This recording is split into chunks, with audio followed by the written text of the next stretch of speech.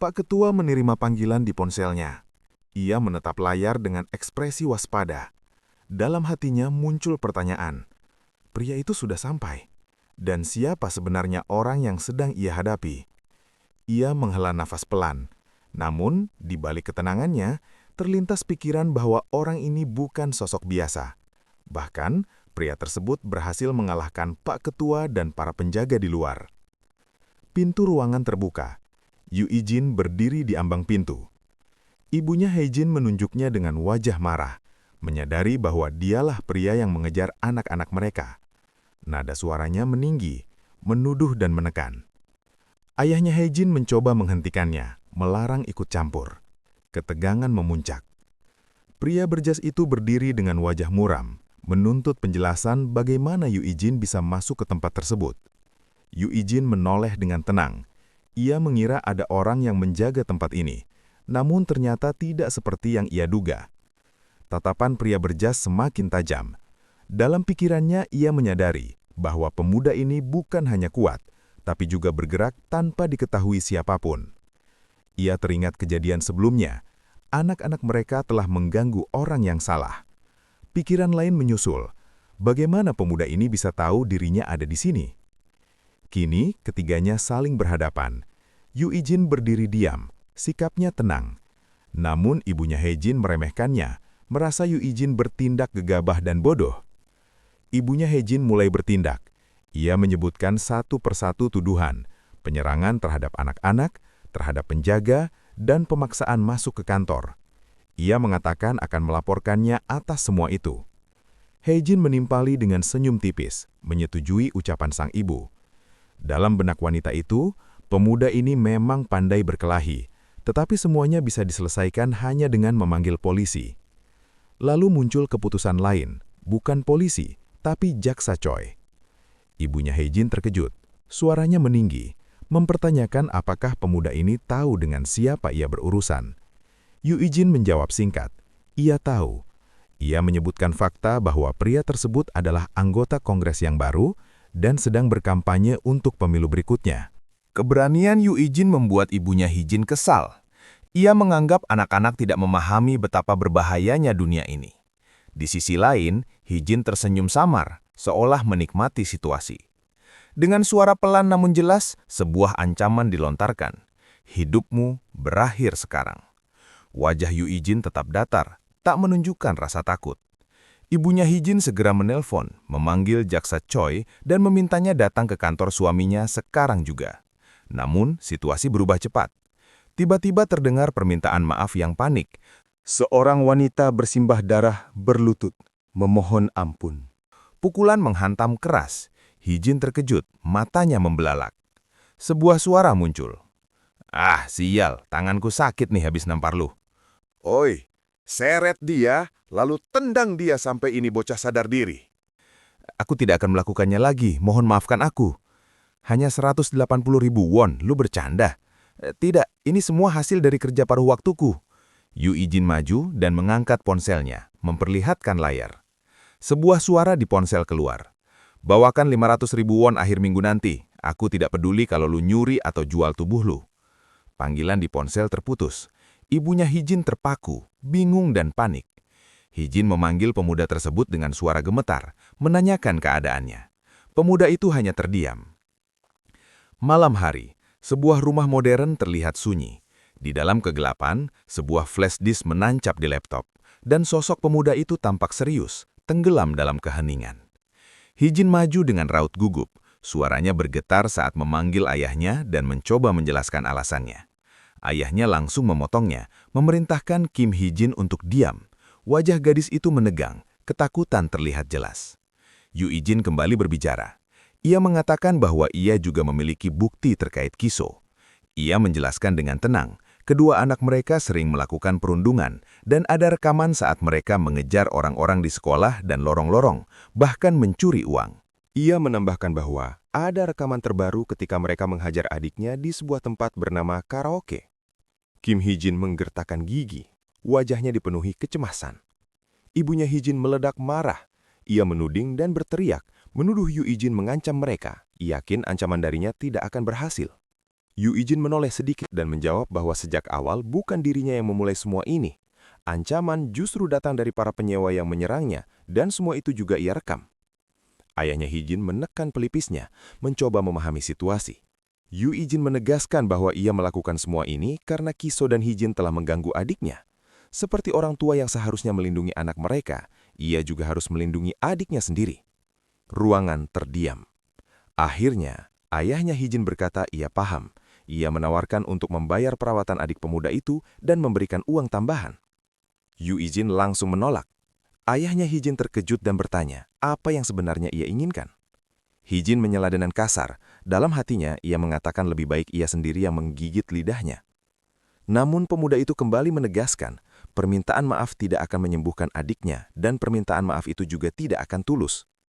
Dengan suara dingin, ia menyampaikan permintaannya. Ia ingin Kiso dan Hijin menghilang dari hadapan adiknya selamanya. Hijin terkejut, suaranya meninggi, menyebut ucapan itu omong kosong. Ayahnya Hijin menarik napas panjang. Ia akhirnya mengalah. Ia akan memindahkan mereka ke sekolah lain. Namun ia langsung mengoreksi ucapannya sendiri. Bukan itu. Ia akan mengirim mereka ke luar negeri. Hijin dan ibunya berteriak bersamaan, memanggil ayah dan suami mereka. Pria berjas membentak, menyuruh keduanya diam. Lalu ia menatap Yu Ijin dan bertanya, apakah sekarang sudah puas?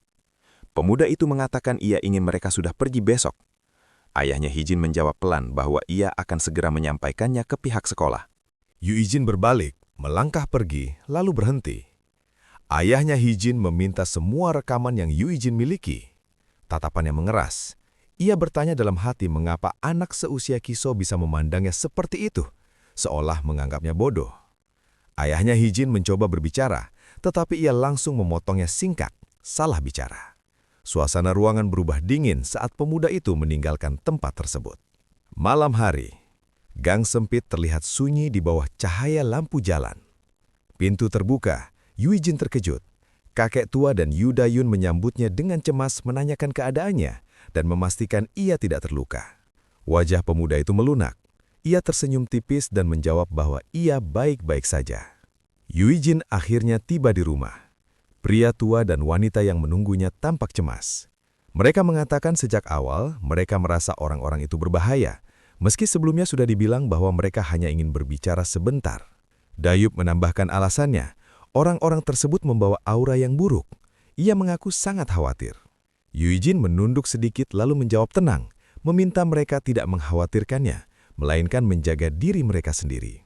Ia lalu bertanya bagaimana kondisi Dayun sekarang. Dayun tersenyum kecil dan mengatakan bahwa ia merasa jauh lebih baik. Yu Ijin menatapnya dengan lembut dan kembali menenangkan. Tidak perlu khawatir. Ia memastikan bahwa gadis itu tidak akan jatuh dari tangga lagi. Gadis itu terkejut dan bertanya maksudnya apa. Yu Ijin membalikkan badan sambil berkata bahwa semuanya sudah ia bereskan. Gadis itu berdiri terpaku, wajahnya penuh tanda tanya. Waktu pun bergulir. Tampak gedung sekolah dari luar. Lalu lorong sekolah dengan penanda kelas. Suara mengatakan bahwa ia tidak perlu mengantarkannya ke kelas lagi. Dayun itu tersenyum cerah, mengatakan bahwa ia hampir sembuh total. Yu Ijin mengangguk dan menyetujui. Mereka saling berpamitan. Dayun mengatakan ia akan pergi, dan Yu Ijin menjawab singkat. Di dalam kelas, suasana terlihat biasa. Dayun itu masuk sambil berpikir bahwa ia datang ke sekolah agar kakek dan opa tidak khawatir. Percakapan terdengar di antara murid-murid. Mereka membicarakan kabar bahwa para guru mengatakan Hejin tidak akan masuk sekolah lagi. Langkah kaki gadis itu terhenti. Murid lain menjelaskan bahwa Hejin dan kakaknya pindah ke luar negeri. Beberapa murid menanggapi dengan lega, mengatakan mereka tidak perlu melihatnya lagi dan kelas akan menjadi jauh lebih baik sekarang. Pikiran Dayun terhenti pada satu kalimat. Hejin pindah ke luar negeri? Dayun terdiam, menggenggam tali tasnya erat-erat.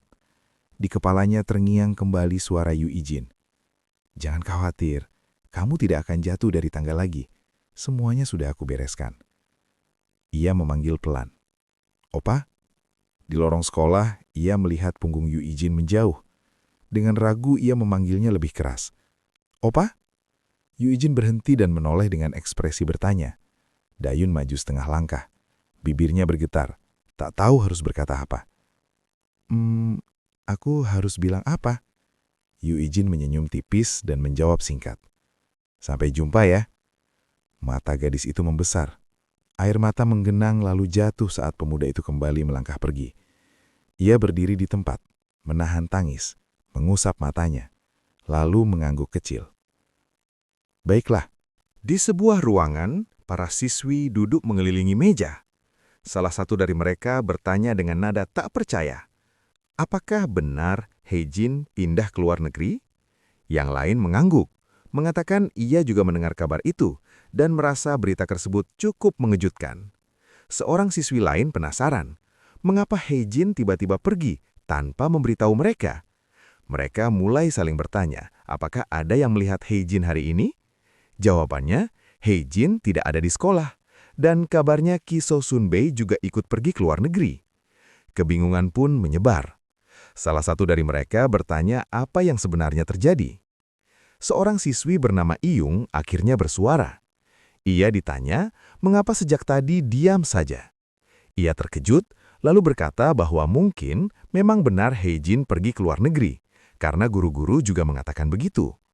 Mereka bertanya apakah ia sudah menghubungi Heijin?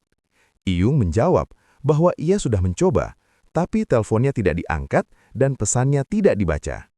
Yang lain mulai curiga. Kalau begitu berarti beritanya benar. Mereka heran mengapa kepergiannya begitu mendadak. Ingatan Iyung melayang pada pesan yang pernah ia terima dari Heijin tentang masalah besar yang melibatkan ibunya dan seorang pria di sekolah. Itulah yang Heijin katakan. Namun, ada satu hal yang ia simpan sendiri. Ia diminta untuk tidak mengatakan bahwa kepergian Heijin terjadi karena seorang pria itu. Ia menenangkan dirinya, mengatakan ia tidak terlalu khawatir mengingat siapa orang tua Heijin. Yang lain setuju, merasa Heijin memang dimanjakan oleh kakaknya, tapi tetap saja mereka khawatir. Pintu tiba-tiba terbuka. Heijin masuk dengan tangan diperban. Semua terkejut dan memanggil namanya. Ia duduk dan meminta maaf karena membuat mereka terkejut. Mereka langsung bertanya, apakah benar ia pindah ke luar negeri dan apa yang sebenarnya terjadi. Heijin mengusap kepalanya, mengatakan semuanya terjadi tiba-tiba dan ia hanya pergi untuk 1 semester. Seorang siswi menertawakan, menyebut 1 semester itu hanya seperti liburan. Heijin mengangguk, mengatakan itu benar. Namun ketika ditanya kenapa pergi, jawabannya singkat, masalah keluarga. Pembicaraan pun berlanjut. Mereka bertanya apakah geng Kiso itu berhasil mengurus Opa Dayun, si bajingan itu. Heijin merasa kesal, menyebut situasi ini sangat memalukan, dan yakin bahwa Dayun sekarang sedang melakukan apapun yang ia inginkan. Rasa kesal itu berubah menjadi rencana. Mereka ingin memberi pelajaran pada Dayun sekali lagi. Iyung terkejut dan memanggil Heijin. Heijin tersenyum, membayangkan bagaimana Dayun akan merasakan berada di atas angin untuk sementara waktu. Heijin mengatakan sebentar lagi Heijin akan meninggalkan Korea, jadi mereka harus mengajar Dayun habis-habisan. Iyung menatap dengan wajah pucat. Heijin? Heijin tersenyum tipis, matanya penuh ejekan. Ia berkata bahwa kakek bajingan itu hanyalah seorang satpam, dan dia akan meminta ibunya untuk memecatnya. Dengan nada meremehkan, dia menambahkan bahwa seharusnya kecoa menjijikan seperti dia sadar hal ini akan terjadi kalau dia berani macam-macam. Ia tidak menyangka semuanya akan menjadi sejauh ini. Namun justru karena itu, dia merasa keputusannya datang ke tempat ini adalah pilihan yang tepat. Heijin menoleh, senyum sinisnya masih tersisa di wajahnya. Apa? Tiba-tiba, suasana berubah tegang. Heijin menatap pintu dengan wajah pucat. Seorang pria berhudi berdiri di ambang pintu, wajahnya tertutup bayangan. Semua terkejut. Yu Ijin? Mata pria itu menatap tajam. Yu Ijin? Siapa itu? Heijin gemetar. Apa? Maksudmu apa? Kau pasti... Teman Heijin yang lain terkejut. Yu Ijin, opa cewek itu kan? Kenapa dia ada di sini? Pria berhudi itu melangkah masuk perlahan. Kedengarannya kalian sedang membicarakan sesuatu yang menarik. Dan sepertinya semua yang ada di video itu juga ada di sini. Suasana langsung membeku. Hah? Video? Apa yang kau bicarakan? Dengan suara rendah, pria berhudi itu berkata, "Kalian seharusnya lebih tahu dari aku. Kalau dipikir-pikir, ini tempat di mana kalian merekam hal itu dengan Dayun, kan?" Heijin dan temannya terkejut dan tidak menyangka kalau dia akan datang ke sini. Pria berhudi itu berkata lagi, "Bukankah kalian suka kebisingan?" Lalu pria berhudi itu menutup pintu ruangan tersebut dengan tatapan yang mengerikan. Adegan berpindah di rumah sakit. "Aku belum lihat Hijin. Di mana dia?" Katanya dia mau pamit ke temannya lalu pergi. Wajah Pak Kongres mengeras. Seharusnya dia tetap diam sampai hari keberangkatan. Tiba-tiba seseorang masuk dengan tergesa. "Pak Kongres, Anda harus melihat ini." Layar menyala. Ini sangat mengejutkan. Mereka bahkan merekam aksi kejahatan ini. Benar, banyak sekali video yang tersebar dan masih banyak yang belum tersimpan. Pemerintah berencana membuat hukum khusus untuk menghukum para pelaku. Wajah Kiso berubah pucat. Apakah itu? Yang paling mengejutkan, para penyerang adalah anak-anak Pak Kongres Kim In-bae. Apa? Di luar, Yu Ijin berdiri dalam cahaya lampu kota. "Hei, bro, anak SMA biasa. Itu alasanmu? Kau pikir Pak Kongres akan diam saja membiarkan ini terjadi?" Yu Ijin berbalik badan. Dia tidak punya waktu untuk mengkhawatirkan hal itu. Fakta mengejutkan lainnya, ada bukti Pak Kongres melakukan penipuan suara, pencucian uang, dan penghasutan. Wajah Pak Ketua menegang. "Jadi kau juga mencuri file pribadiku. Kau sebenarnya siapa?" "Hanya anak SMA biasa." "Halah, bacot lu." Yu Ijin berjalan pergi, meninggalkan ruangan yang dipenuhi ketakutan dan kebisuan.